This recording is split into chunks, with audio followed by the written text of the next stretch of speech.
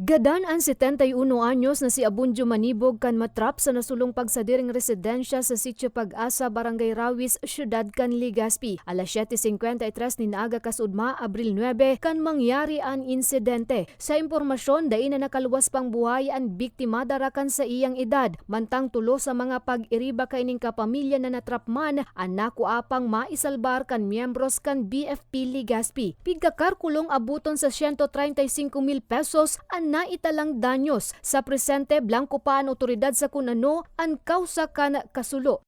Reported po ini kang sa tuyang istasyon sa oras na 7:53 po, and nagpadaraman po tulos kita kang katuyang fire truck na naka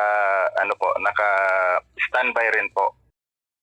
Sabado de Gloria kan enot ng masuloan sa Ruman na residensya sa Barangay Sagpon kan parehong syudad. Uminabot sa 7 milyon ang danyos kan insidente. Maswerteng daiman na binawi ang nabuhay o nalugadan sa pangyayari. Nakatuwang man kan BFP sa pagpuo kan kalayo ang mga residente sa lugar.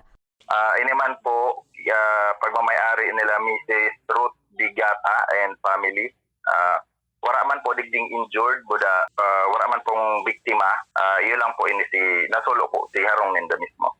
Huli kay niliwat na nagpatanid ang BFP sa publiko na maging rigmat urog ng ngunyan na tag-init. Pigtungkusan man kan hepatura ang importansya kan fire extinguisher na dapat igwaan kada kaharungan. Mientras tanto, sa tabako nasuluman ang magugo na porsyon kan Punta Beach sa Rawis kan San Miguel Island kasuod manghapon Abril 9. Nagtutubod ang mga residente sa lugar na tinuyo ining suluon kan mga nag-aaraging ekskursyonista na nagkakararigos harani sa nasambit na porsyon.